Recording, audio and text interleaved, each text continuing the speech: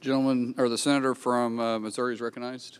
Thank you, Mr. President. I rise to speak about the grave threat that the administrative state poses to our country and what we can do to stop it. And I want to thank the senator from Oklahoma for sort of leading the effort here today to talk about this and air this out on the Senate floor. Quite frankly, one of my big surprises, I think, in my first 2 years here in the United States Senate is how little we actually talk about this and how little time we've spent addressing this. So many of the conversations that happen inside the Beltway here are so detached from the conversations that I have back home in Missouri. Quite frankly, the people that I talk to who work hard every day can't believe the waste that happens here. They can't believe we spend millions of dollars on drag shows and DEI trainings in countries halfway around the world. And if they knew more about it, my guess is it would be even a bigger topic of conversation. There'd be more outrage, and I think that's part of what the table setting is going to be over the next 6 months or so here, which is to identify these things, talk about it, highlight them, and do something about it. Last year, when I gave my inaugural speech on this Senate floor, I talked about how the administrative state was one of the biggest threats to our republic. Nameless, faceless bureaucrats who are accountable to nobody, promulgating rules and regulations that deeply impact everyday Americans every day. The EPA can promulgate a rule that devastates farmers. A farm that's been in a family for generations can be underwater just like that, and they don't even know who to talk to about it. Ranchers are impacted. None of these folks are ultimately ever held accountable. You don't know their name. The title's ambiguous, and they're in an agency you've never heard of. In the Loper-Bright case that the Supreme Court just recently heard, it dealt a significant blow to the power of the administrative state. NOAA, which was attempting to force fishermen in that case to pay out of their own pocket for federal observers on their own boats. There are many, many more examples than just this particular case, but this one made it to the Supreme Court. They had an impactful decision. And real Americans have been impacted by this bloated bureaucratic mess that's developed over the decades. While the administrative state is still a grave threat to our country, the good news is President Trump will soon occupy the White House. DOGE will soon get to work, and we can finally have some real momentum to dismantle the administrative state once and for all, returning the power back to the people.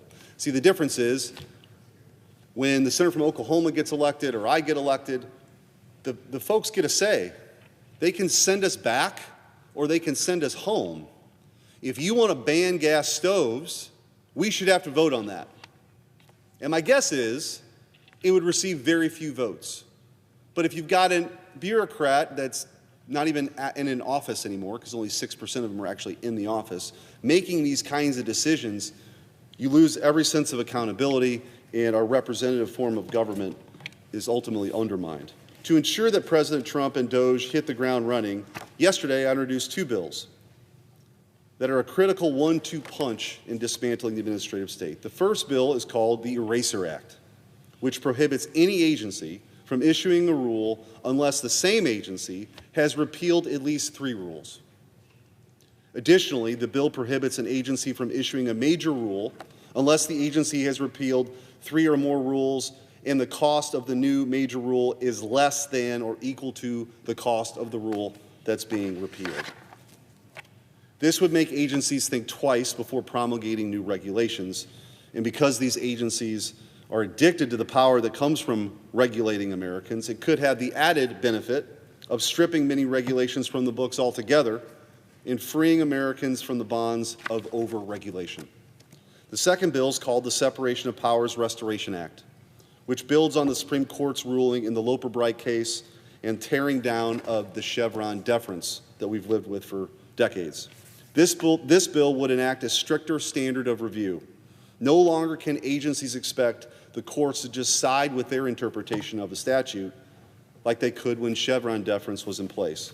This bill would institute a de novo standard of review. Under a de novo standard of review, courts will weigh the merits of the arguments without deference standard to either side, placing American citizens and businesses either caught on the wrong side of regulatory enforcement action or challenging the validity in the first place on equal footing in a court with that agency. This is a critical effort which will strip power away from the unelected bureaucrats and put the power back in the hands of Americans.